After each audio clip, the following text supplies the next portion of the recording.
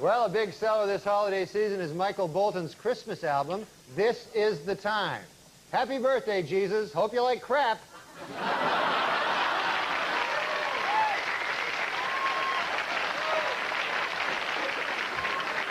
Norm, I think, has one of the best lines that probably I only appreciate on network TV history when he was hosting SNL, and he was talking about the new Michael Bolton Christmas album. Do you remember the line, Norm?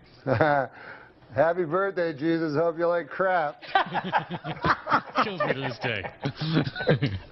It was funny because that joke was originally supposed to be about Mariah Carey, but she had some boyfriend that was some crazy, dangerous guy, and everybody was afraid. And you figured in an alley you could take a Michael Bolton. Yeah, exactly. Although I think Bolton kind of made amends a little bit by appearing in that recent SNL skit. Hysterical. He's Oh, hysterical. that was hilarious. Funny, Yeah, that was hilarious. That was good. And he has a great voice. He does. I didn't know. And the song was kind of catchy. The SNL song was pretty good. Yeah, yeah. In stock market news this week, April's three biggest losers were Cantab Pharmaceuticals, Champion Enterprises, and Crapco, which manufactures crap. And also crap-related items, most recently Mariah Carey's Christmas album.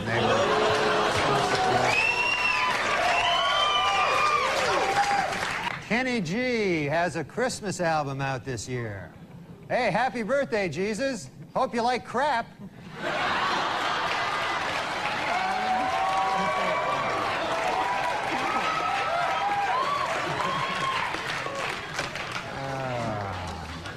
Well, I don't know.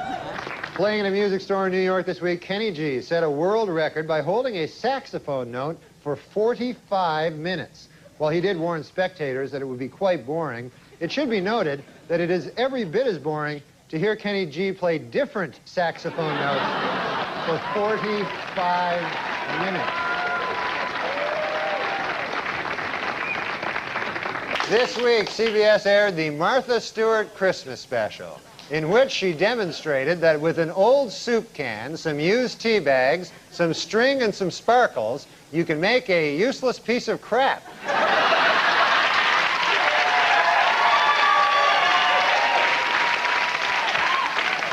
Martha Stewart is here, and she wanted me to tell you, don't let the busboys clear your table off tonight, because a little later Martha will come up here, and she's going to show us how to take those old discarded fish bones and make a beautiful birdhouse.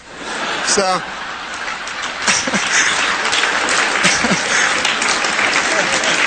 That's nice.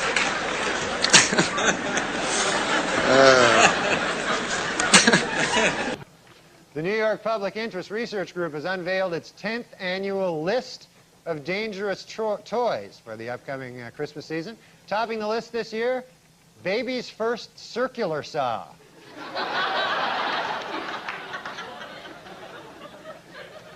Well, the annual list of most dangerous holiday toys is out. Number 1 this year, Mattel's Eye Poker Outer.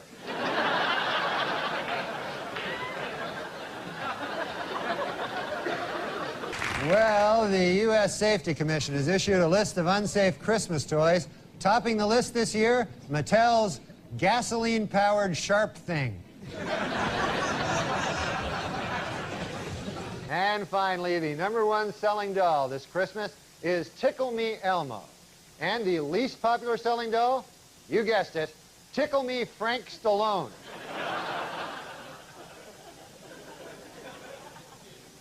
Jesus.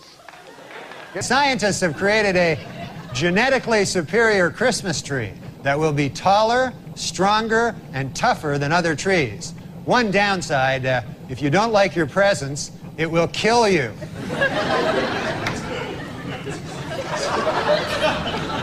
It's a hell of a downside there. And finally, this Christmas, Santa Claus will be starting a new look at up-to-date shopping malls around the country. They will now feature black Santas, Asian Santas, Hispanic Santas, and even Middle Eastern Santas. It is all part of a program to make little children cry. And finally, next week, Christians everywhere will be celebrating Christmas, or, as people born on December the 25th call it, screwed out of a present day.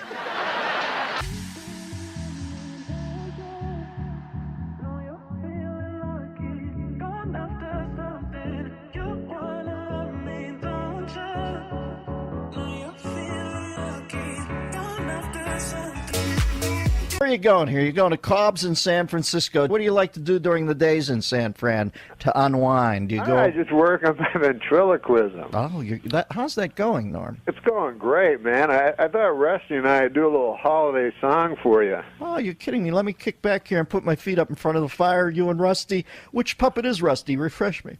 Rusty's just my friend. You know, I'm having a lot of trouble with my cranky old man.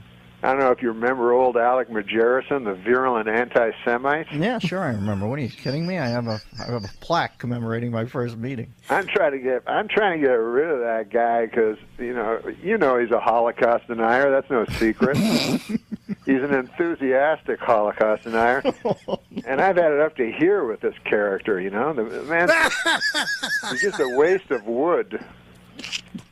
But I don't know what to do. One of my Jewish friends suggested that, why don't I just throw him in a fire and burn him? But I say 2 wrongs don't make a right. We're not here to talk about that. Let me get Rusty out here. Rusty, say hello to Dennis. Hey, Dennis, how are you? Hey, Rusty. What? Hi, Rusty. Hey, who's the dummy here, me or you? It's me. It sounds like it's you. I'm sorry, Rusty. Let me give you my man voice. Hey, Rusty, how are you doing? Yeah, dummy. Hey, come on now, Rusty. That's ridiculous.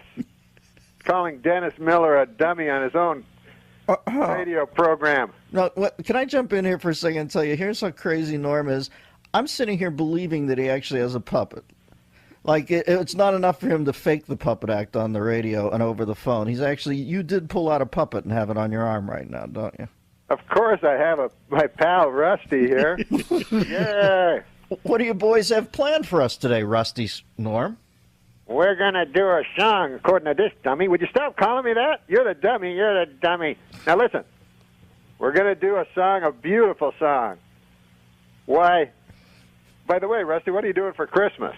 Are you going to see your family? Oh, sure. In my family tree, it's an actual tree. Okay, now that's just ridiculous. You're actually overlapping dialogue here, Norm. You're not even putting a second between you and the puppet's voice. Now, Rusty, are you ready to sing that song with me? Sure. There you go. Okay, I'll start. Here we go. Rudolph the red-nosed reindeer had a very shiny nose. And if you ever saw him, you would say that he was a drunk. Hey, come on! Well, that's ridiculous. What the? Come on now, don't ruin this. This is a classic. I'm sorry. All right, now let's continue. Then one foggy Christmas Eve, Santa came to town. Rudolph, with your nose so bright, have you been drinking some bathtub gin? What? Okay, now that's enough. That's way beyond the pale. Stop it, Rusty. Stop. I wish you'd kick the bucket. Like what? Kick the bucket. What are you talking about? You said pale. Bucket. It's a synonym. Okay, all right. Yeah, that's right. Okay, now that's ridiculous. You're the dummy. Okay. Stop. I'm sorry, Dennis. This is going nowhere. This is ridiculous. I apologize for Rusty. I can't go on with this. This is just an abuse to the whole idea. All right. Now, what separates Rusty's old man voice from the old Holocaust denier's voice? Give me that voice. You don't hear from him, do you? Well, I know Rusty's just wetted the palate for a little more puppetry. I swore I'd never use this guy. It's like the Stones doing "Sympathy for the Devil" after Altamont. There we go. Thought I'd see you play that. Alec, how are you? Mm-hmm. I'm okay, I guess. Yeah, I suppose. What do you think of this Christmas? What do I think of it? I'm not going to celebrate no holiday where a bunch of bearded New Yorkers killed our savior. Hey, come on now. You're going back in the case. I'm sorry, Dennis. Oh, Norm, Something like that you would didn't happen. quite have control of the posse today, but I realize it's the holidays are amongst us, and that they're a little petulant this time of year. I can never keep these guys under control. Norm, you are an absolute wild man. Wait a minute. I didn't hear what he said. Don't move. What is going on? No, I didn't hear what he said. I'm sorry. What did you say, sir? He's not very funny. Who? So, what do I give a fuck?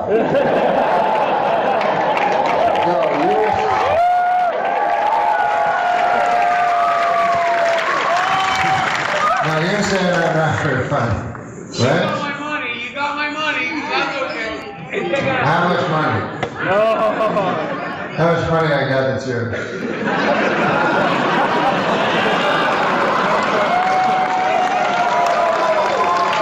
No, honestly, I don't care. How much? Well, a couple bucks. Are you alone or you just by yourself? I'm alone when I'm with someone. So- 8 p.m. He's not alone, unfortunately.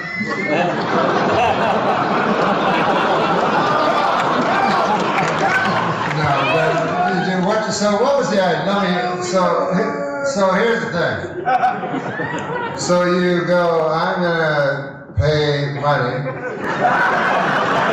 Go see this dude, right? Tickets probably cost a lot of money, right? So,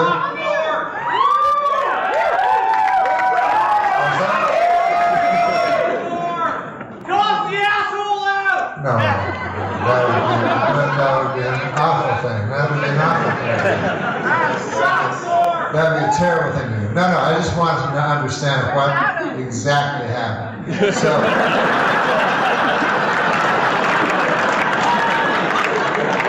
but anyways, at some point in your life, you thought I was funny.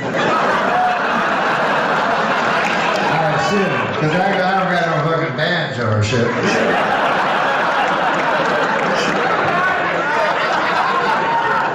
So at some point in your life, you thought I was funny, right? Weekend update, baby. Weekend update. That's nice, thank you. So then, have you ever seen me do anything since Weekend Update?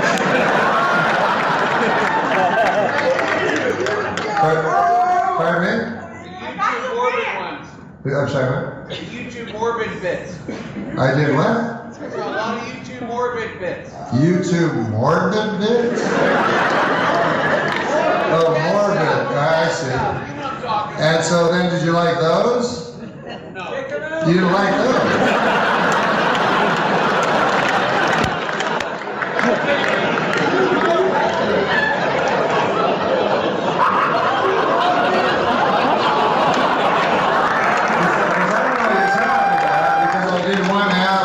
Specifically about death. Is that what you mean?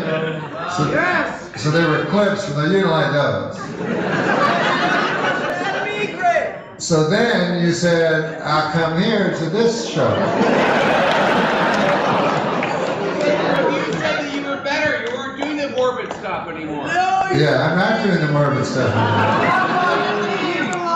Did I do anything more? First of all, I never said I was better. I've never used but have I done anything morbid, do you think? No, Norm, I love you, baby. That's why I'm here. So shut up! Why you tell him shut up? He should say he loved me. Well, that's nice. Thanks, man. That's cool that you love me. Because it's cool to love someone, even if you don't think they're fine. You know, you should love someone even if even if they disappoint you.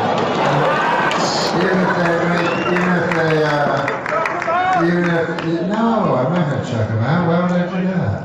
Yeah. So you know, it's nice of you to love me, even though I've disappointed you. I'm sorry, it's funny, because seriously, I never tried. I'll try to do that.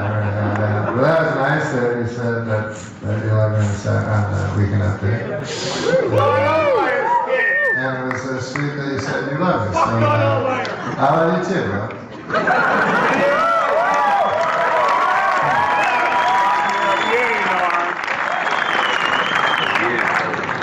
Oh, man, alive. We got through that all right.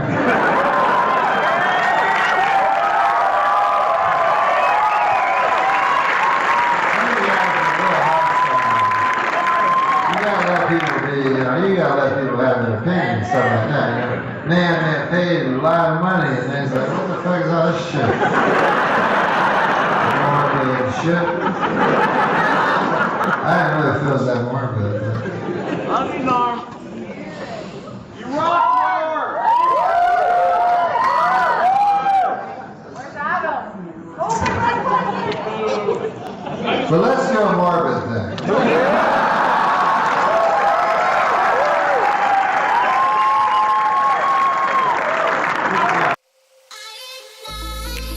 It's one life. I've been back. My headlights, my flight, but you're right. I won't stop till the daylight. Well, thank you very much. I'm very excited to be here, and I was asked to host the ESPYs this year. Yeah, hi, that's my name, Espen. Thank you. Thank you.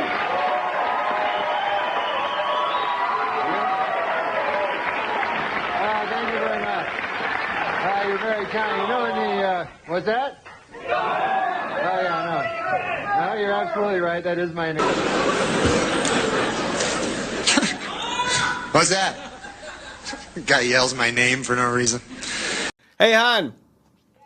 I got a great Norm one for you that I heard. They told me I was just at Governor's.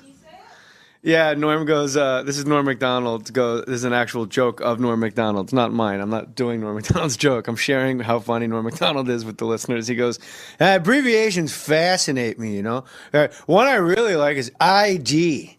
Like, hey, Gary, Louis Goldman, you got any ID? That's a great abbreviation, because I, the letter I, that stands for I. Then the D, That's true. That stands for dentification. What the H? I think the D is doing all the heavy lifting there, That's an abbreviation for one of them, But put that joke in somebody else's hands, and it's corny and tacky. Norm Macdonald was just on David Letterman. I heard he cried. He was so upset. He cried, and it was really beautiful. Yeah. But he had a great joke about I don't know if you guys are here. He goes, I got no problem with North Korea. I never lay in bed. They try to scare you on the news, He goes, but I never woke up North Korea. I hope they don't get me, And nobody really laughed, but did you hear Letterman cackling in the background? Uh-huh. And you realize it's just with Norm, it's all you are being fucking played. When you think he's bombing, it's all a big setup to the fucking. In a year, he's gonna have the perfect special ever. You might as well sit with Norm and just keep a smile on your face because you don't know where you are in the joke. He goes, I'm not afraid of Iran, or Iraq or North Korea. I'll tell you a country I don't like. It's Germany. I don't know if you guys are history buffs, but at the beginning of our last century, Germany decided to have a war against the world. And what's weird is it was close. You think it'd be 5-minute war, but it was actually it was almost tied. And about 50 years go by, and Germany goes, hey, let's have another war against the world. And they almost won that one, too. Because you would think everybody in the world would go, hey, Germany, we're not going to let you have a country anymore. Who are you, Mars? Just fucking, I just love, it was, you would think it'd be over in 5 minutes, but it was close. Did you hear him talking on the Russell Brand podcast with him and Russell Brand when he was talking about how he was at the party or when he played the White House Correspondents' Dinner? Yeah. And Larry Flint said, I'll take care of you. Right? I'll take care of you. He goes, when a guy says, I'll take care of you, you know, you think you're going to get, like, if he owns a grocery store, you think you're going to get some vegetables. But Larry Flint, you know, you think you're going to get some crazy kooky girl and you're going to get to have sex with her, and then Larry Flint's going to come in his wheelchair just whacking off. But he does like an impression. The guy jacking off. Larry Flint fucking. That was an amazing experience watching Russell Brand and Norm Macdonald, because in my opinion, I think you and I are kind of together on this, two of the most beautiful human beings, comedically, aesthetically, just to look at. Like, you just look at Norm, you kind of can't stop looking at him. Like, people go like, hey, Norm, but like, nah, if you look at Norm Macdonald, if I just showed you a photo of Norm Macdonald, you know who he was, and I'm like, oh, you don't remember this guy from the Cary Grant movies? You wouldn't go like, no, what? Like, he's gorgeous. And like Russell Brand, people like write him off. Norm on his video cast, he's got this running thing where he'll like explain like a serial killer, and he just draws everybody in. And it's not until you see like 2 years, it's like a joke for him and Adam Egget. Mm-hmm. And it's like, hey, this guy, I've been in Ontario. I'm an old chunk of coal, Anthony, but there was a man murdered his entire family. When the police got to him, his wife's innards were soup, like a stew. He was eating his bride, you know. And then he winds up killing a few policemen and takes a few children, and there's a crawl space. I know what this crawl space is. That's where I mean, this guy sounds like a real jerk. That's the whole punchline. Yeah. But it goes on for like 8 minutes just so he can go, I mean, this guy sounds like a real jerk. But we all had to pitch to Lorne, and then I realized early that I would pitch all like my real ideas and like I wanted to impress everybody, and I would give like, and then this happens, and then this is the joke, and then this is, and the big twist is this. Right. So then when it got to the table for table read in front of like 40 people, no one laughed because I did the sketch in the room. And then I realized like a couple months in, there was the art of the fake pitch. And like Kevin Nealon and Norm Macdonald, it was like a contest every week to see who could come up with the fucking weirdest fake pitch that the host believed was actually happening. And the rest of the room we all knew it wasn't. Lorne knew it wasn't. That's awesome. But I remember like Kevin Nealon every week would do 2 fake pitches and go, also I have this idea where you live at the top of one of those runaway truck ramps, you know, in your house all the way up there. And it's like dinner time. A truck comes flying through your house, man.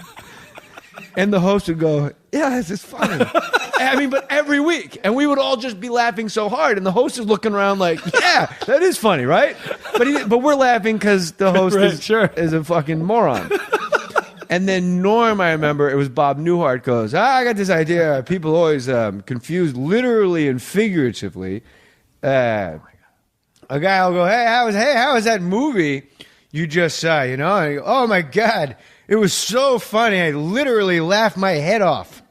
But hey, he didn't, you know, because he's got a head still.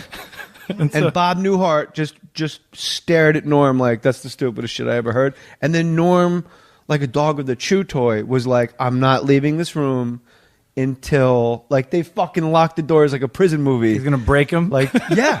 And he goes, or you go, hey, how's your wife? Well, she literally died. When she got your message, she literally dropped dead right there on the floor. She's died. She literally died, and he's moving like closer. Did Newhart break at a certain point? Yeah, eventually he just fucking. And then that week, Norm did a sketch where he was Charles Kuralt, and he was the only. It was just Charles Kuralt alone talking to camera, and we're all like in full Charles Kuralt makeup, unrecognizable, and you're like, how the fuck do you... Like, his fake sketches were better than anything I ever actually got on air. He's amazing, isn't he? He's an amazing guy. He is amazing. He's a super funny comedy, guy. I got heard for like 2 years. I'd go to a comedy club and they'd go, yeah, Norm was here last week. It was pretty fucking weird, dude. And I'm like, what? And my wife and I would like... go like, what's going on with, like, I hope he's okay, you know? And then you see his Comedy Central special. Perfect. Right. So the joke's on everybody across the country. Like, yeah, he was really weird. He's got these other guys following him. Every town had a different, like, I think he was super high. And another town's like, he really gambled. And another town, he came in with 19 men. Like, weird, like that strange. Like, he made us bathe. Like, he had to be bathed, or he wanted something for his feet. And then just, you see his Comedy Central special. Perfect. My father died. My grandfather died. My great-grandfather died. To the best of my knowledge, he's dead, I come from a long line of death. And you're just like, this is perfect comedy. So, however it works for you, I guess. Yeah. The best sketch that never got on the air in my entire time at Saturday Night Live, which is only 40 episodes, was Norm Macdonald's game show, Name 2. Hey, Jimmy. Steve Allen is in the Guinness Book of World Records, rating over 4,000 songs for that new car. Name 2. Name 2 of who? Steve Allen is in the Guinness Book. Now, Kate Bush is in the Rock and Roll Hall of Fame ballot, for being a Rock and Roll Hall of Fame worthy lady. She's written over 600 songs. Name 2. Ding, ding, ding, ding. Name 2. What a great fucking sketch. That's a great sketch. Why didn't it get on? I'll read your book. Who knows? I don't know why. I'll read your book. I was driving from Quebec City back to Montreal, because when you do that festival, the Montreal Festival, I would get too drunk, and I'm like, I need to get out of here. I don't want to be I just don't want to be the drunk comedian anymore. So I was like, I'm gonna go to Quebec City during the day and have a day. And I was driving back to Montreal to do shows that night, and I was listening to Norm's album just called Me Doing Stand Up, and I fucking had to pull over so I didn't crash my car. No room for improvement. No, I almost crashed my car. I was laughing so hard. It's 16 ounces of water in like a 10-ounce glass, Yeah. and it never just like. I was like, my this grandfather died, my great-grandfather died. Yeah. My father, he goes on. I come from a long line of death. Yeah, no, it was And, like, it was the that cancer, part. it's a He's draw. like, everybody's afraid of a terrorist. Yeah, it's your heart is what's going to attack and kill you. Like, your heart. And the funniest joke is when he goes, the only way to stop your heart from attacking you is to attack your heart with a defibrillator. We're not doing this justice at all. And No. it's funny because like people that don't just get it, you're not going to convince them. No. By sharing it. You just got to listen to that album. So funny. What was it like? Hey, he lost his long battle with. Finally lost his battle with courageous battle with cancer. Yeah. All right, but if he dies, the cancer dies. That's a draw. Yeah, it's such a good. Or like alcoholism's not a disease. Like my uncle's got bowel cancer. I have Yeah. searing pain. What are your symptoms? You're real happy. Sometimes I meet somebody else's disease and we fuck. You heard you had a great Norm story about taunting Chris. What's his name? I forgot his name. Man, I'm old. Where you can't think of names. The guy, you have rage, because you're gay. Chris Titus? No, on Saturday Night Live. I don't. Chris Kattan? Yeah. Okay. And he's listen to his great story of doing Norm taunting Chris Kattan. Right. So your story is about another guy that has a story about a guy who has a story. That's what you're going out on. That's your closer I know. here. I've been quoting. Hey, Jim told a story about Norm, who had a story about Chris Kattan. You should ask him about it. That's your fucking big. That's your story. Wow. Yeah, I don't have big endings, but yeah. He again. You know what I get mad when people are great.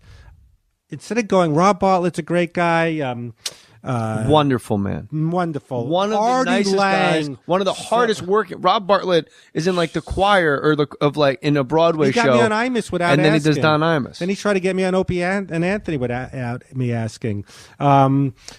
Artie Lang, what a sweet guy. Artie, a legendary episode of this podcast was in my hotel room in New York with Artie. Oh, I listened. They to brought it, up yes. pots of coffee, and you could tell who the two addicts in the room were. My wife's just sitting there relaxing and smoking. Artie and I are having like a coffee contest. It wasn't until like 6 cups in where we realized, oh, why don't we just slow it down and actually just relax? Yeah. Oh, he had a great Norm story. When he's, he had a great story. He was opening for Norm in San Francisco, and Norm goes, hey, we're in San Francisco, so don't do any of that fag shit, And he's like, what? And he goes, San Francisco. There's a lot of gay guys here. They live here in San Francisco. So just when you go up there, don't do any of that fag shit. And Artie's like, all right, like didn't plan on it. And then Artie does 20 minutes. Norm goes up and goes, hey, what's with his AIDS? They say it's like the worst disease in the world, But I saw on the news today, AIDS does not discriminate, and that's nice. Oh no! So I don't know why is it so bad. Hey, don't do any of that fag shit. So maybe if Norm was on the set of Suddenly Susan, he could be like, "You're a homophobe. You're not holding Maddie's hand. You're just on the wrong shows with the wrong he people." would taunt me. Go, yeah, look at Stoller.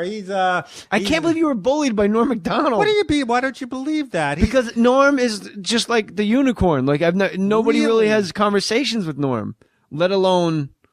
He would kind of, well, he would. I'm going to kick your ass, Fred. No, not threaten to beat me Me and up. Billy Joe Shaver. not threaten to beat me up, but just kind of like teasing you a lot. I know you're at the end, but him and Cato were friends, and they would just be him assholes. and who? Cato Kalin, the biggest piece of shit. So Cato watch the Kalin? Hilardi thing. We talked about it. No, yeah. I didn't. I fell asleep. I was on late. That's not because you were boring. I mean, him and Norm were best friends. He was Norm's lifeline. Hey, Cato Kalin.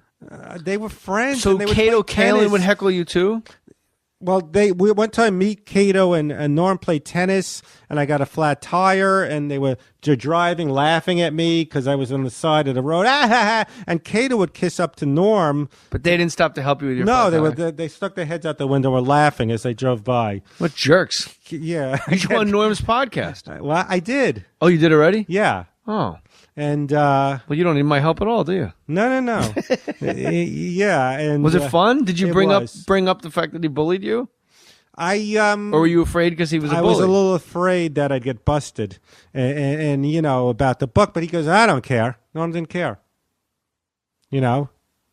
Yeah, I go. I said, Norm, I have to be honest. You're in the book, and I said something. He goes, I don't care. Last time I got heckled bad was at Motor City Casino in Detroit.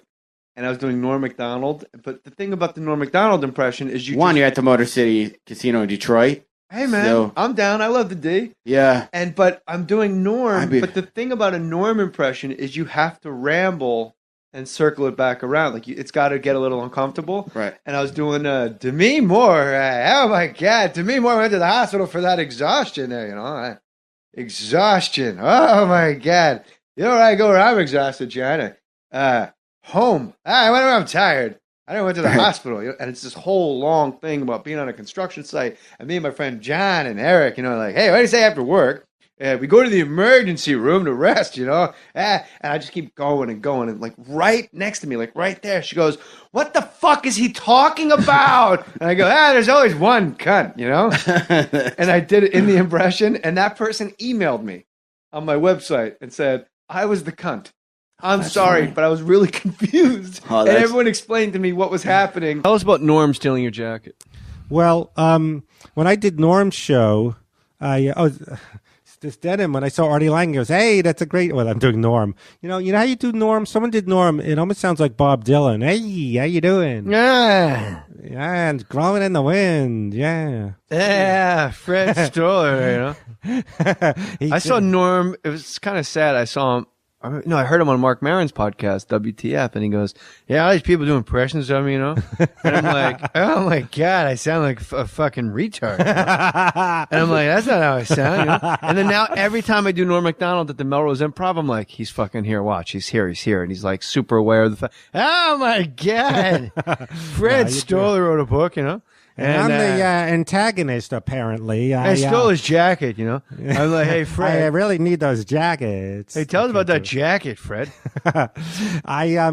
When I did his show, I knew him a little bit, but then he heard that I was playing tennis. Hey, let's go play. So people don't know who Lori Joe is. I don't know how to explain what she is. His assistant. And she was the writer's assistant when I was on Saturday Night Live, so Lori Joe. We joined. She paid for some tennis club right by Warner Brothers. You worked there, I'm sure. Yeah. You did Jay and Mary? I think I hold serve, Hey,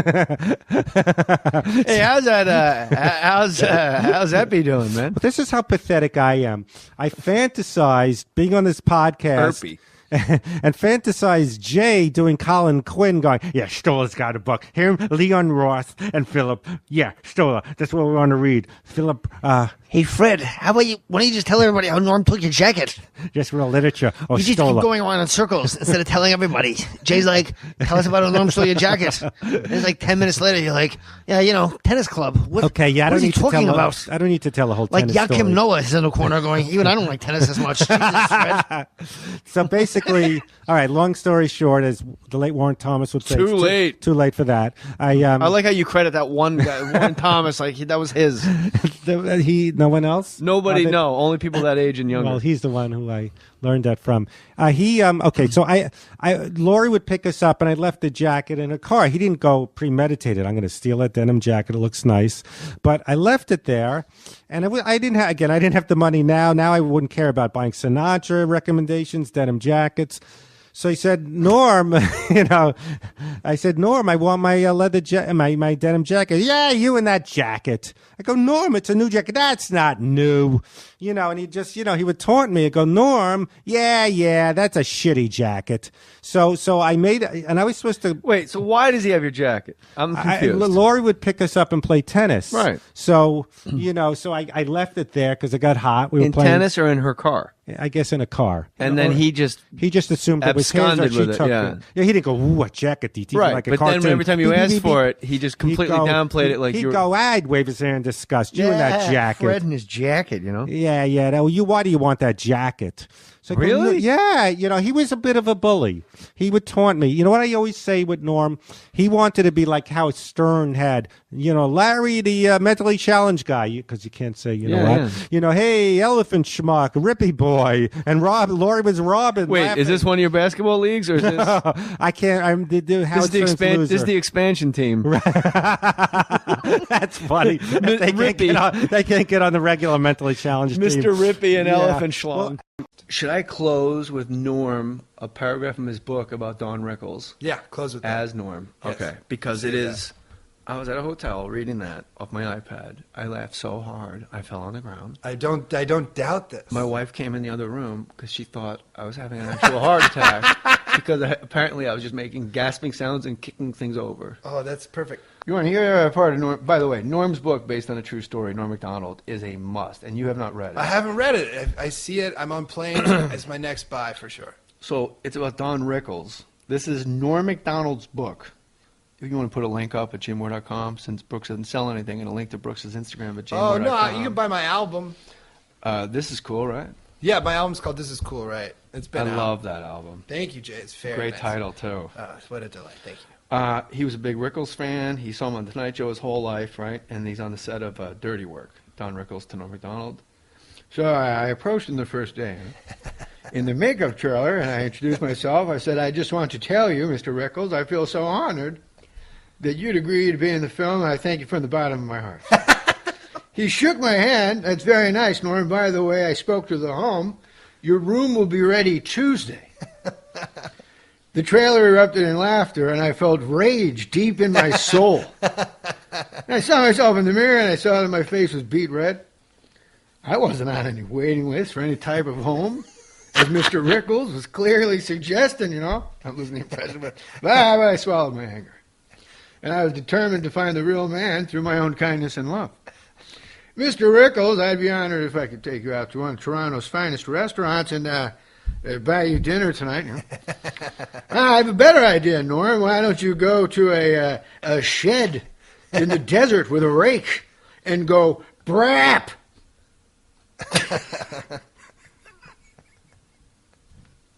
Go brap. It's literally capital. Yeah, I get a better idea, Norm. Why don't you go to a shed in the desert with a rake and go brap? Now, this awful classless burping noise got the cheap laugh I'm sure Mr. Rickles is used to, but not from me. I could feel myself beginning to shake with rage. Now, I'm going to read to you the part where I was so happy to meet and reach the real Don Rickles, and I said, anything you want to do, what would you like, sir? Well, Norm, he says, I'd like you to get a monkey and an organ grinder and run around the room going, I lost my sack, I lost my sack. And then Mr. Rickles then pranced around the makeup trailer doing a grotesque pantomime of me searching for a missing sock. What is he talking? It's fucking fiction. I know. Like in the beginning, the first chapter, he's like, him and Lorne Michaels are smoking opium.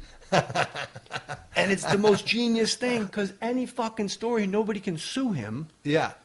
who's the guy? Dick Ebersol can't do shit about what Norm wrote in here because Norm's like, wait a minute, me and Lauren were at a whorehouse smoking crack. Don Rickles was doing a grotesque pantomime of me searching for a missing sock, and I fled the makeup trailer. I took a nice long walk trying to compose myself. I think it was the comment about losing my sock and then running around telling everyone that hurt the most. It's fucking. Oh my God, we're crazy people. It's so funny. But people listening are like, I don't even know why that's funny. No, exactly. I saw him in Cedar Brap. Rapids. Yeah. He said brap.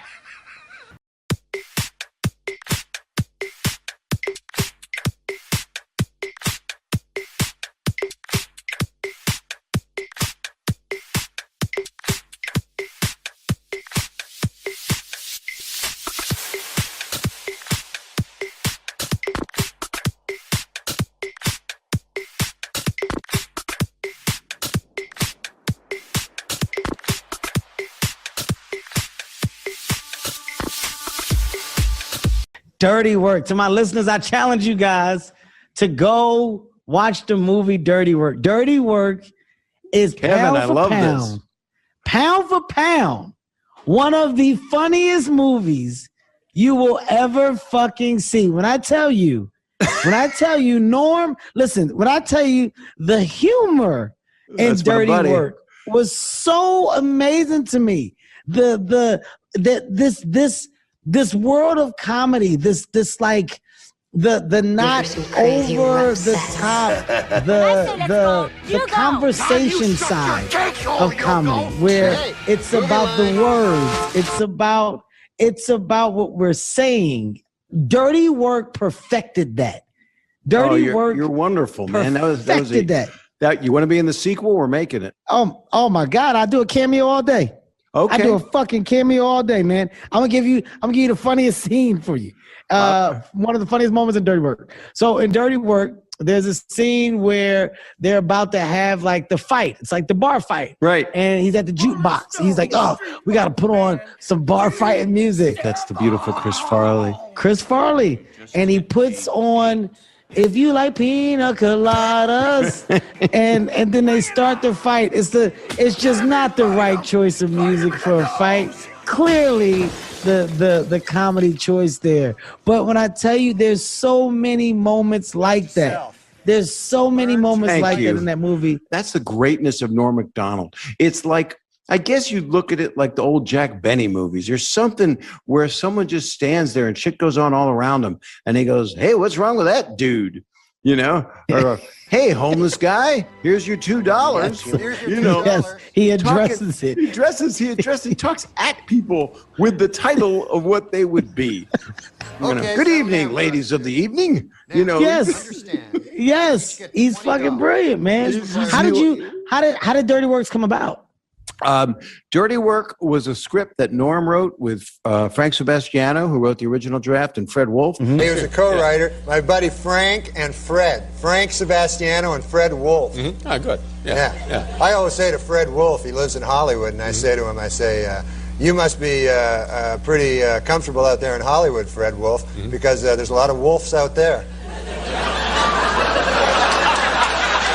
You know, a Hollywood wolf? Yeah, oh sure, yeah. Skirt chaser. A skirt chaser, that's right. And you know what? I'm the first comedian Norm ever saw in Ottawa, Canada when he was 17 and I was 22. Wow. Bob was the first comedian that I ever saw perform when I was a boy, live, and I loved him. I still don't know how he's younger than me, but that's the story. He's sticking to it. And he's sticking to it. He's not letting it go. No, I think he is younger. And so, I don't know, we had a closeness. We just had a thing. And he thought I was the right guy to direct it. You know who directed the movie? Of course you know. You were in the film. Bob, TV blooper, Bob Saget. Bob TV blooper Saget. Yeah, he directed it. Yeah. Can he direct? No, not at all.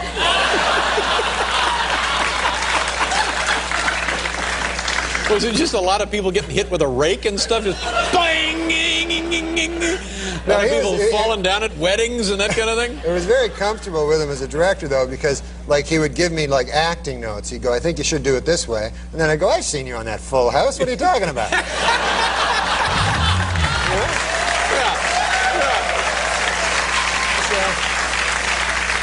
So you hired him to direct the movie so you'd have somebody to push around? Is that what it No, he actually is very, very funny. Yeah, he's a nice...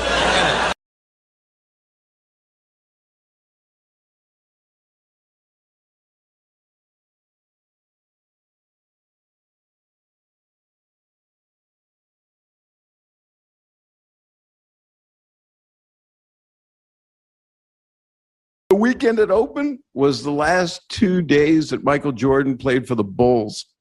Oh my God. That was like, okay, that's our audience, the 16-year-old kids that watch Norm on Saturday Night Live. But since then, I mean, the praise you just gave it is beautiful, man. And I'm gonna hate for the cameo. I'll come to your house to film it. Listen, I'm dead ass. I mean it when I say truly one of my favorite movies of all time, man. New songs on the radio sounding fake. Prince and Genesis for better anyway. Anyway.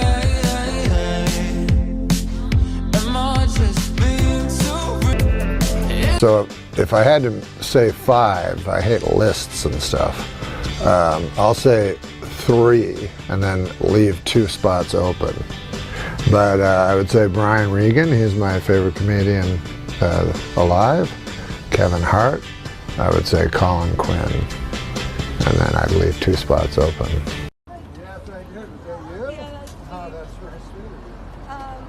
And then if you want to give that to me.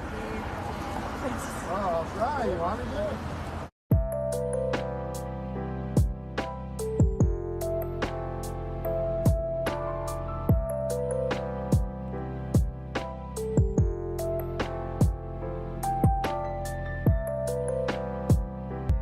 Hey, Norm Macdonald here in the Seattle at the Moore Theater. Everybody always wants to know what it's like backstage.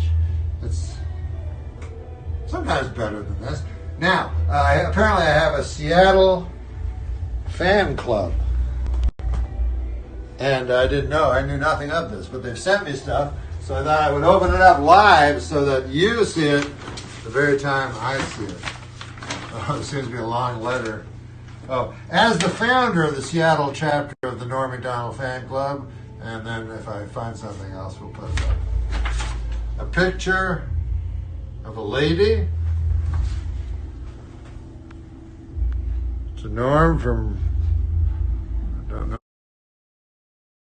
I got to meet Norm, and I also got to prove my fucking fanhood to him, and I made him happy. So it's really special, and I have it on camera. But my final photo on Tinder is a photo of Norm actually holding my headshot that I signed and left for Norm, a screenshot that he posted on his own Instagram story. So Norm never posted Instagram stories. And what happened is this. So I flew to LA one time, literally leaving letters at every comedy club I knew Norm frequented about my fan club and with little gifts. He never got them because when he made it to the Moore Theater, which I pulled every string I have in Seattle to get this damn gift for him in there, I designed a shirt for him and a shirt for his mom, a picture of them together with their favorite foods, a fudgesicle and a banana. It's really cute. And just to jump ahead, his mom actually wore the shirt in all the videos after that they ever made together. Whoa. Why did God make only one Yogi Bear? Because when he tried to make a second one, he made a boo-boo. Here's your apology. I got it. Oh, you got it. Good, because I forgot my password. Roseanne and Louis have been both very good friends of mine for many years. They both made terrible mistakes, and I would never defend their actions. If my words sounded like I was minimizing the pain that their victims feel to this day, I am deeply sorry. Yeah, I am. Yeah. I am sorry. All right. Listen, Norm has a show. Oh, man, is this how it's going to end? I don't know. Who's your? I like that guy you work with on the show, by the way. What's Adam Ega. What's his deal? He's my sidekick. Is he a comic? No. Who is he? He's a guy. How's he get on your show? I wanted to get a guy because I was like... Is he your Ed McMahon, or is he more like yes, Robin, yes, who is yes. really in there with me? No, he's not like Robin. No, He's more like Ed he's McMahon. not a strong person. No. You know how Ed McMahon was kind of afraid of Carson and stuff like that? No. And so I thought, what if you really amp that up? So I didn't want to get a comedian that would give blowback to me. Right. I just wanted a guy that I could crush. Right. You wanted the guy. Can we bring him in? Well, all right. Maybe that's a good way to end because you know, look. I mean, you know, you got your own troubles. Yes. I understand. Let me ask him the question. Do you support Me Too, or are you one of these? Let's see if he can get you the trouble. You do support me. Of course. Norm says you don't. Oh, well. Yeah. He says you're a Cro-Magnon. He's ready to change his mind if he has to. Yeah, how did you get on Norm's talk show? I mean, I watch you on YouTube. I like you. I like how I appreciate that. I like how you guys interact. But what is your background to be on Norm's show? Well, I mean, Norm and I have known each other for many years. Yeah, I used to manage the Improv in Tempe, and now I book the Comedy Store. Oh, you do? Yeah. When he was a young man, he did stuff that, you know. What'd he do? What stuff? Here we go. When you're a young man, Kern can be hard to come by. Oh, yes. Yeah, money. And you do what you can. And this was in New York City. Where it's so you dealt drugs? What did you do? Well, you know the Queensboro Bridge? Yes. Well. Is this true? I guess. What did you do at the Queensboro Bridge? Can say, Were you a male hooker? No. I can say it in the way that's more. When he was a young man living here in New York City, he used to jerk off punks onto the Queensboro Bridge, $15 a man. Is that right? You jerked off guys for $15 a man to He's make not money. homosexual. He's not gay. That's not gay if you're doing it for money, I guess. I mean, the economy's changed, you know? Right. It doesn't sound great now. No, it doesn't. Never sounds wrong. It sounds like you're a gigolo. No, he's not. It wasn't like Richard Gere. No, it's the opposite. Part of it was like Richard Gere. No, but you guys do a nice thing together. I love it, and I watched you guys from the YouTube days. Oh, now you're on. Love it. Well, I love you both so much. Yeah, I love Imagine Norm. being in here. I'm shocked right But now. most days we would never have you in. But you're rightfully so. Because Norm is in so much trouble right now and got kicked off the Tonight Show. We brought you in as like kind of the buffer. We didn't want to end on that note. This fucker. You know, I wrote a book. I put him in the book. Made him a literary figure. Right. I made him a sidekick on a TV show. Jesus. As soon as he gets a little bit of fame, he dumps me for Spade. Really? Is that true? I didn't dump him for Spade. Yeah, you fucking did. No, I mean... Come over here and give me a hand job. And let me see what you got all that money for. Drives. I used to go... Did you use lotion with that or what? I used to go and take him. We go to diners and have fun. And I'd have him open for me on the road. Then Spade shows up. I'll take you to meals. He takes me these meals, got courses and shit. Yeah. I got friends like that. Yeah. They go to the highest bidder. I bet you got Spade. You got Spades. When's the last time you talked to Spade? Honest to God. This morning. This morning. Wow. Yeah. He never told me this. Well, you talked to Spade this morning. Yeah. He's been great. Like, you both have been great. Are you jealous of Spade because he has a friendship with your man? Well, because Spade has a billion friends. Yeah, right. You only have one. What is it, Gary? You know, I met him before. I met this guy before. Spade took him to Otello for the whole weekend. Oh, no kidding. Yeah, to the hotel, tickets. He did? Yeah. You didn't know? It was motherfucker. I never got to see the Rolling Stones. It was amazing. Yeah. Oh, my God. I took you to the to see Bill and Joe Shaver at the Roxy. Yeah. No, who paid for the fucking Holiday Inn? Express. No, that's true. No, that is true. Hey, Norm, you know what I realized? When you got fired from SNL, you did our show the next day. I did. And now that you're in trouble with SNL, I hope they don't. I mean, now you're on here again. Hopefully the tradition is bizarre. It is weird. Yeah. You know, like I guess this is where you go when you're in trouble. You're my father confessor. I think so. Yeah. All right. Hey, what about this joke? You want to hear a joke? Yeah. Yes, you should end on it. You know, why don't you end on this show, the right, show Robin, me and, I love it when he tells a joke. Show me and we do jokes. You You know what? what? I know you're in a shitstorm right now. I know there's controversy. What is your prediction, by the way? What's your name again? Adam. Egan. Yeah. Adam Egan. I know it. Adam, what is your prediction? Has Norm explained himself properly? Phone spade. Yes. Why don't you go be with your buddy? Look, I think everyone that listened today, I think that they can all see that Norm is clearly really, really sorry about this. And you're upset about it. No, I was up all night. I mean, you just want to make people laugh? Is that what you're saying? I don't hurt people, you know? I've known him many years. He doesn't have that capacity. Robin, really do you think Norm has addressed this situation? I think Norm did a very good job. I do my best. I mean, I'm not a politician, you know, but you're not.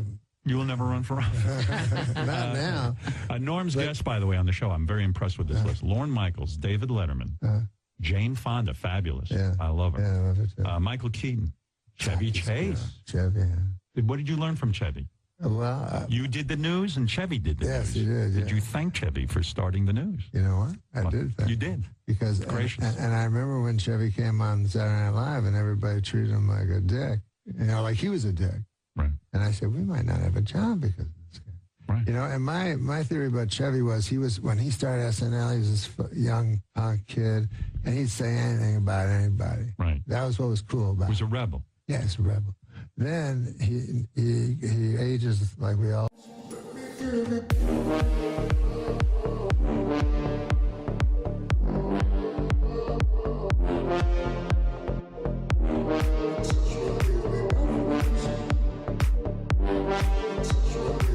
You're great, Did right? Norm ever bring a joke to you or an idea that even you thought maybe went too far? Because he Norm? would really Norm, yeah, yeah. There's actually because he really would push the envelope. You know, there was with Norm. Even with me, like I'd occasionally, and you guys knew. Yeah, I know. You Norm, would tell me in Hollywood Minute, you'd say, "I dare you to do that." And I'm like, I can't. I don't want to. I got scared, but you're like, you're such a pussy. And I'm like, God damn that Hollywood. But when you were dealing with Norm, he would occasionally he would be in his Canadian geezer mode, and you couldn't get him out of it. He would just have to ride it out. You just have to go, okay, he's going to be doing I'm sorry, I don't quite, right. I hear you, but I don't understand you, you know, and that kind of thing. And so you'd have to go, okay, Norm, when you're ready to talk as Norm Macdonald, I'm here, you know. And but anyway, so sometimes he would come in with things where he was clearly joking and I would never take the bait. But one time he had this joke, which there's not a lot of jokes that offend me. You know, they certainly don't offend me in the conventional ways, but they often offend me. It's just, I think they're just terrible jokes. But this one kind of did in a way in that sense. But he had this joke where it was, Woody Allen is dating again. And it was the image of the naked Vietnamese girl running down the road after the napalm attack. That old photo, that famous old photo. And so my only reaction to that was like, Norm, come on, seriously, you can't. And he goes, no, come on, it's funny. Come on, it's funny. I go, Norm, no, it's not, no. And to this day, I don't know. And I go, Norm, please, if you do that joke in front of an audience, you're going to take down the rest of the show. The next 3 shows will be Rockefeller Center. You cannot do that. You can't. I mean, it'll take the temperature in the studio down 30 degrees. There'll be like ice on people's, beards and stuff. You can't do that. Rioting. No, come on, it's funny. So he and Frank was backing him on it. Frank Sebastiano, one of the best update writer ever, and he he loves it. And Frank was not, I would look over at Frank and Frank was not, he wasn't like winking or anything. And so I go, okay. So we tried it at Dress and it had precisely the effect. I thought it would, although who knows about future shows. But anyway, it was like this, this collective giant gasp. And then, so after that, Norm was willing to give it up. And then we didn't do it on air, obviously. But years later, so that was I'm going to say that was maybe 1996. So at least 10 years later, Steve Higgins, who's current producer of the show, comes up to me and says, do you ever remember, and we're looking for a sound effect of an audience being like horrified, offended. And I go, I got it. So I said, like, I directed them to that update. And I said, I'm pretty sure if you take that thing, the other thing is it will be uncorrupted by any laughter. So you'll get a nice clean take of gasping and horror. And so they I didn't remember which show it was from. So they had to like plow through a lot of dress rehearsals, I guess. But a few hours later, Higgins said, "Oh my God, we got it. And it is everything you said." So they use it. And to this day, I'm pretty sure they have it like on a cart. So whenever they need the sound effect of something, not just not getting a response, but getting kind of active hate, you know? Yeah. It was that moment. Yeah. Yeah. Try to hit me with your pity till I can't trust, but I still push on. Got me changing my ways, trying to fix it. After numerous requests, the National Institute of Health has finally granted funds to the University of New Mexico in order to test mice for the deadly hantavirus. Although I'm sure the government would have acted a lot sooner if instead of mice, the hantavirus was killing off rich white guys.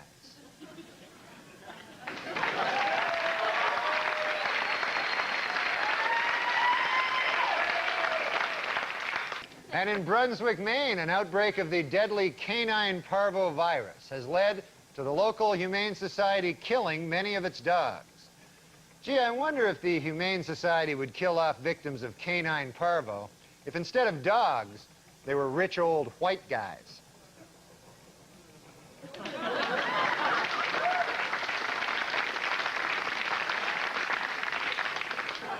Wildlife officials in Maryland say that increased hunting will be necessary to control the state's black bear population.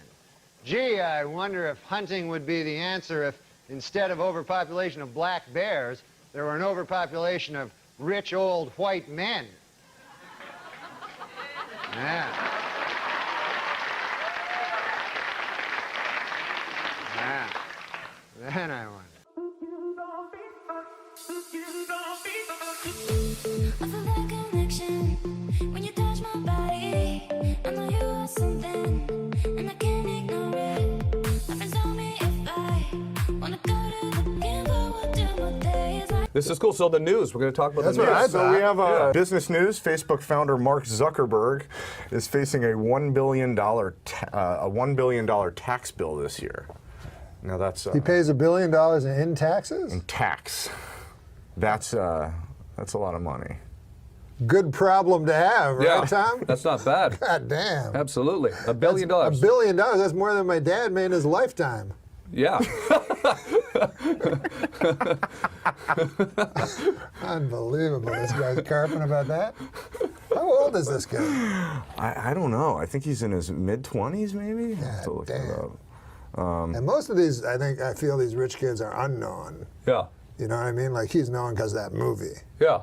But I think most of them. I think that these super billionaire guys keep themselves unknown, so we don't find out and go to their house. Oh yeah. Don't He's you probably not the real.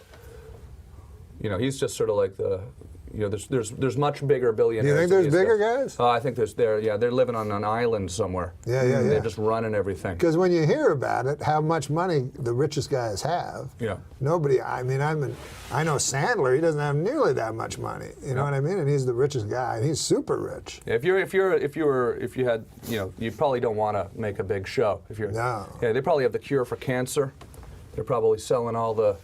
You know, all the drugs that we're all taking, all the drugs, they're selling all that stuff. They got all the cures. They're living on an island. Some of them are those are the mother that fucking introduced crack into my neighborhood last month. Do you have a crack problem? Well, now I do, because those introduced crack into the neighborhood. Really? And what they don't tell you about crack is, God damn, it's good. Yeah. And now we return to Sunday Morning with Charles Kuralt. Well, it seems that's all the time we have this Sunday morning. It has come time for us to part, you and I, for I am retiring from CBS News. I have been on the road now for 37 years, and I will miss it. I will miss it much. I will miss the thunder of the big diesels as they roar by me. I will miss the inviting windows of well-stocked general stores reflected in the rearview mirror. I will miss the sight of young cottonwoods and old rattlesnake nests, of winds that blow and rivers that flow. But mostly, I will miss the sex. For that is what brought me to the road in the first place, so many years ago. The promise of sex with a string of anonymous partners across this great land. And oh, how that promise has been fulfilled. There was Thelma Ober, a frail old woman of 75, whose pumpkin pies have been well known to the residents of Cornwall, North Dakota for years. Every afternoon, Thelma leaves her house and strolls gallantly toward town. And wherever Thelma goes, the birds of Cornwall follow. Miss Thelma Ober is known as the Bird Lady, and I had sex with her.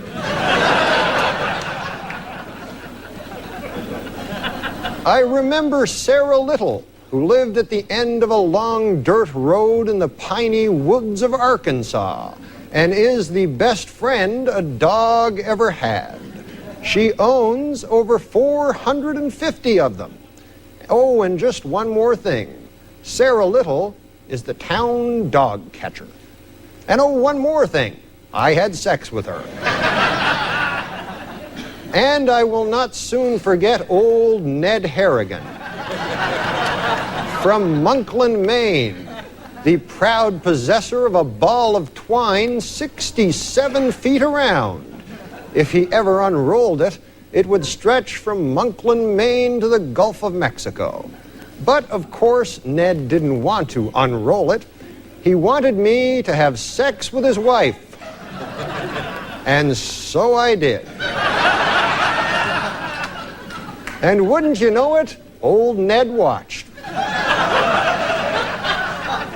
And I think he learned something, as did we all that balmy August Monkland night. Yes, there were hundreds and thousands more. None of them were very attractive, I suppose, even by backwoods standards. But I couldn't care less. What's done is done. Anyway, those days are past now. I will retire tomorrow and busy myself with more solitary diversions. Perhaps you'll find me knee-deep in a bending piece of water known as the Madison River, trying to fool a trout with a bit of floating feather. Or maybe I'll be practicing something called autoerotic asphyxiation. A curious diversion Eric Severide introduced me to, and I've grown quite fond of. And so, tiddly-widdly toodaloo. All I want is to stay with you, but here I go. Goodbye.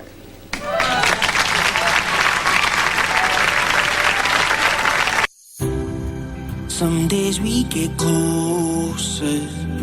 Things that we never really needed. Promises that we never thought of keeping safe. I guess it's never over if we never got a chance to break away. Where's Norm? Oh, Shelley. In the 6 weeks you've been gone, he's been under a lot of stress lately, and there's something I ought to tell you about Norm.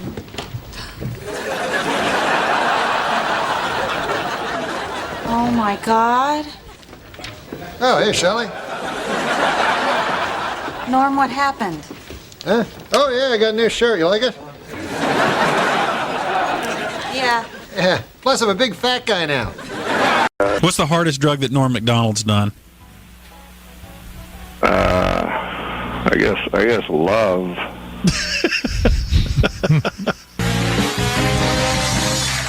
Where did you go? I had to go powder my nose. Oh, man. I've never seen a guest do that before. I had to go. You ran away during the commercial break. I ran away, I freshened up, I powdered my nose. Freshened up? And then I took a piss in the sink. All right. Why? Why do I ask? It's my fault. You go to, you start doing comedy, and, you know, what is interesting to me is we hear about this. Cocaine is not working. I'm from the time, let me tell you something, Jay. I'm from the time, I remember when pot was something you cooked your eggs in.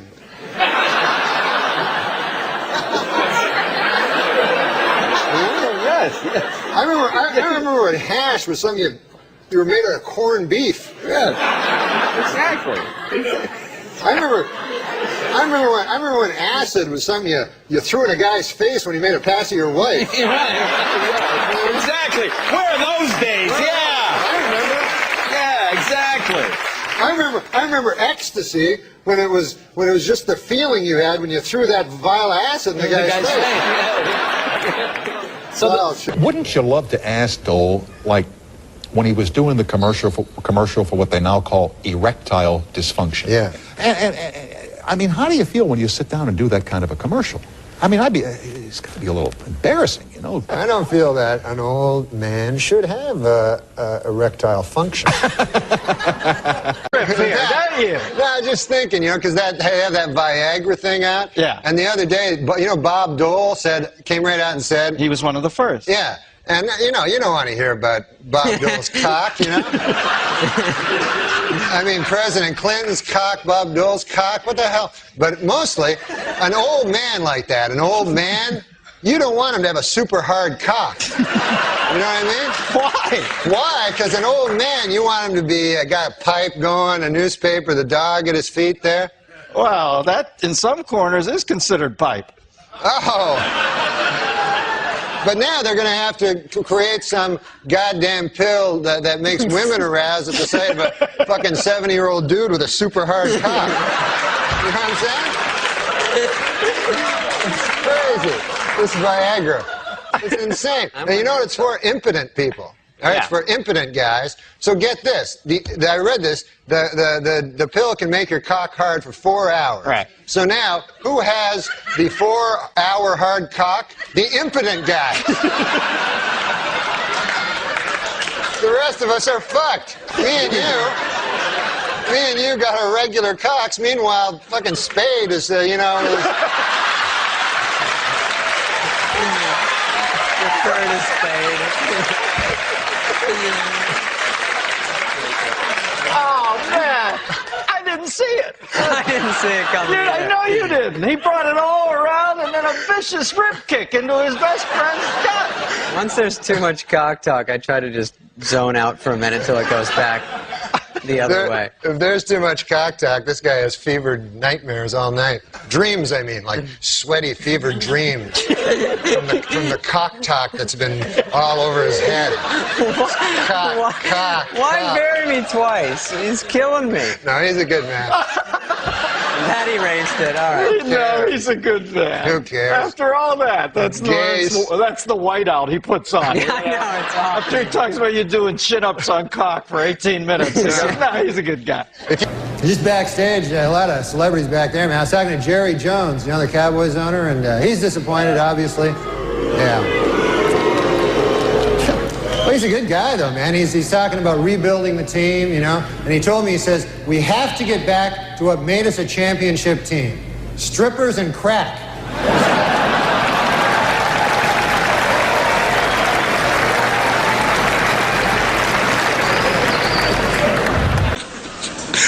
And, of course, it was very inspiring to see President Clinton up here on crutches making a speech. I mean, I thought that was just amazing, you know. I mean, it's been difficult for the president. You know, he can't jog now, and he needs help getting around, and he still occasionally suffers great pain, you know. On the upside, you got your medical marijuana, so that's, you know.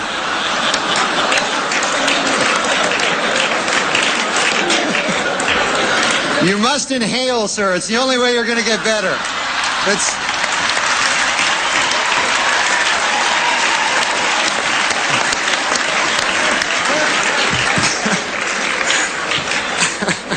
The show has loosened up considerably. I noticed I was watching Oprah and Dave talking about weed and booze. I don't do either of those. The hardest drug I ever did, LSD. And I remember I was a kid, I was like 16, and I remember they warned me, they said, hey, you gotta be careful with that LSD on account of you can get a flashback. 10 years can go by, 20 years, 30 years, and a flashback will happen. So I thought, hey, that seems like a good deal. You tell me I buy a drug for $5, I eat it, I get high, and then 20 years later I get high again?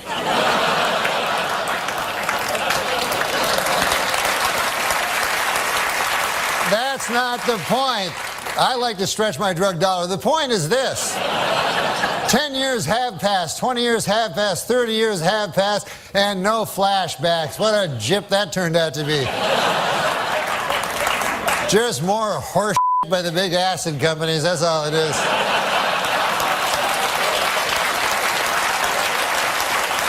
All right. I want to apologize for running out earlier. I don't know if anybody saw that. But, you know, these things happen in live TV, and it reminds me actually of a maxim that Christopher Plummer told me many years ago. He said, before a live awards ceremony, do not eat a fistful of LSD.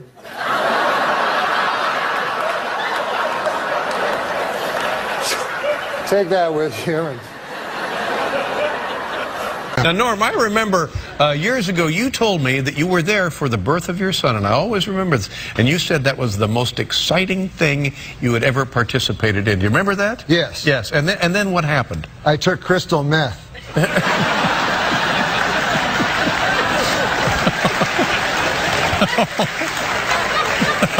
No, you didn't.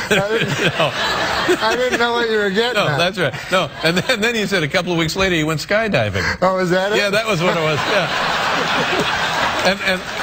Or hang gliding. Yeah, hang gliding. And how was that compared to the birth? It was. This was a joke I did at one point? I have to do your act for you now? Is that what it's come to? And you said that was much more exciting than the birth. Oh, I'm sorry. That's whoops. Just a little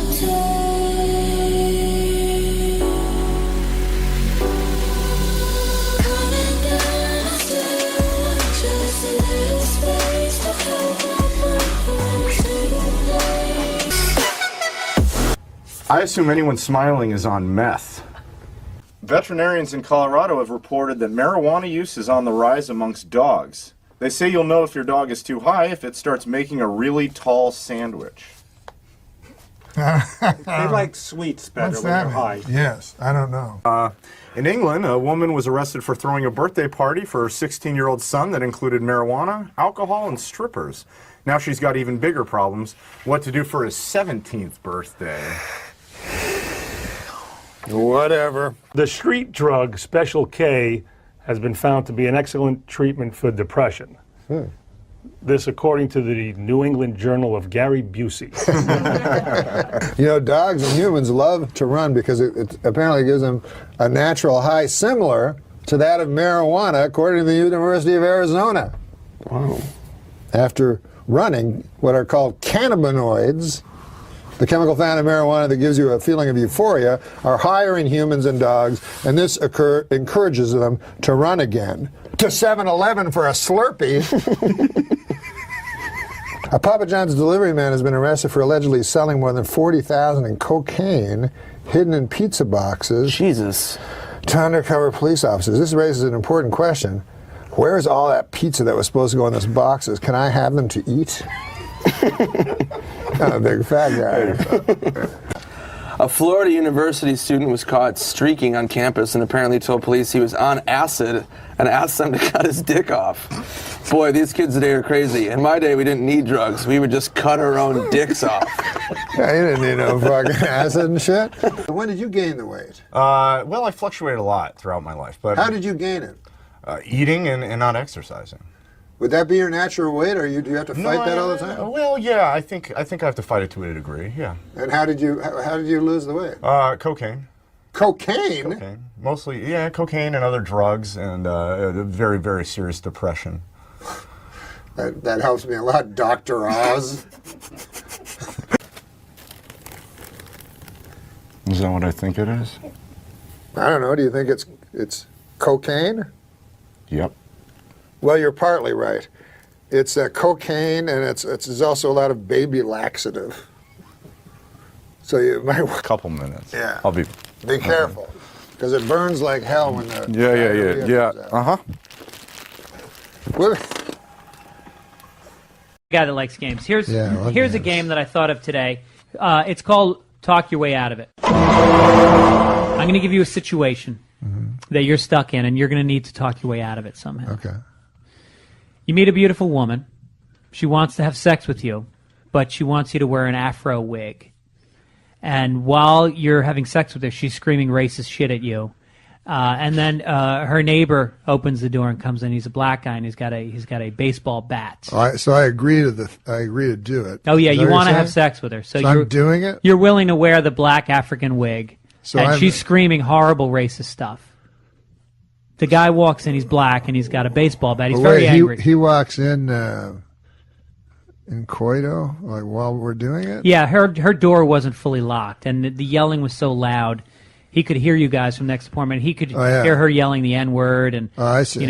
Fuck me. And I got you. And so how do I talk? You want me to talk? Now you got to talk to the black gentleman who's got the baseball bat and talk your way out of this situation. Okay. Hey, bro, let's kill this honky bitch.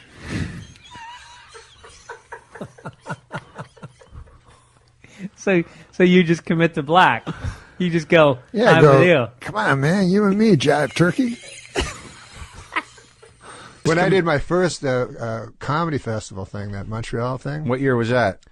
Fuck, I don't know. Like 87? Yeah, I don't know dates. Yeah. But it was around there. And how long had you been doing comedy at that point?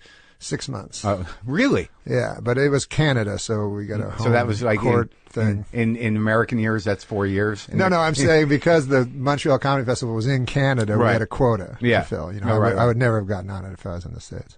But so I got my 5 minutes, just wrote. That's the way I used to do comedy. I'd memorize every fucking word.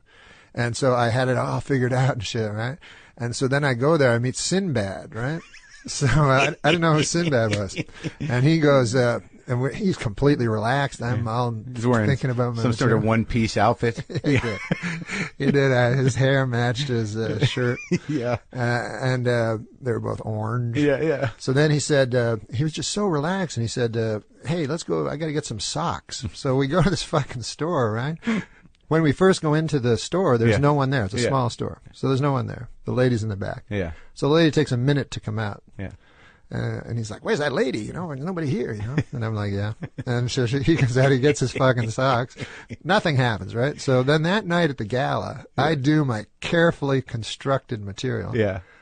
Sinbad comes out. He goes, what the fuck is going on? No, he doesn't swear. He goes, what's going on with these stores with socks? I'm like, holy shit. And then he's like, you go in the store and there's no one there. And then people are agreeing with him. I'm like, what? It didn't make none of it made any sense except that he destroyed and I didn't. That's when I realized that I was missing a whole bunch of stuff, because I guess at first you think you're good and stuff like that. No, you are good, and I think that the fact is, really, if you were to look at it in another way, that if people are able to do an impersonation of you, that means you have a defined style. Whereas, like, I guarantee you there's not a lot of people that can do Sinbad, though you did just do a pretty good one. I was trying to do it as unracist as possible.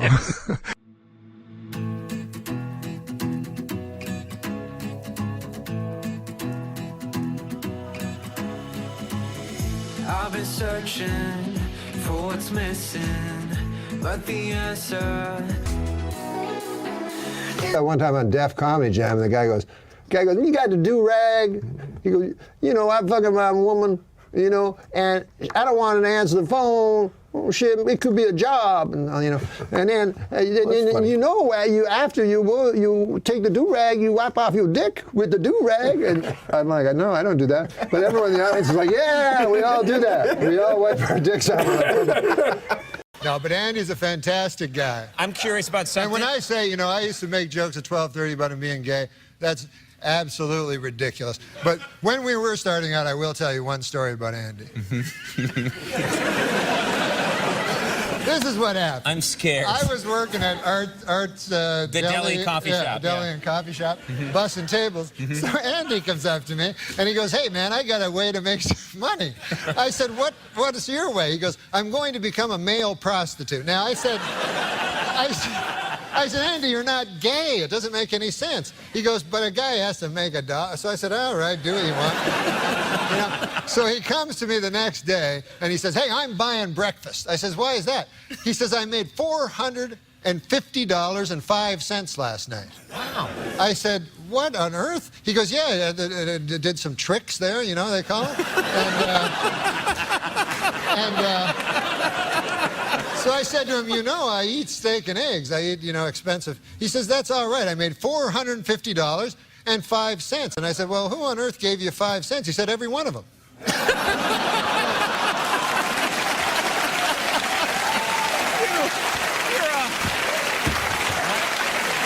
Good God, you're a horse's ass.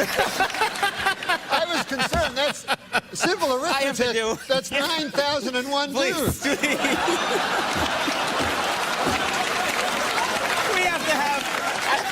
I will take a break. He says he's mature, and I think it's because he's telling my grandfather's jokes.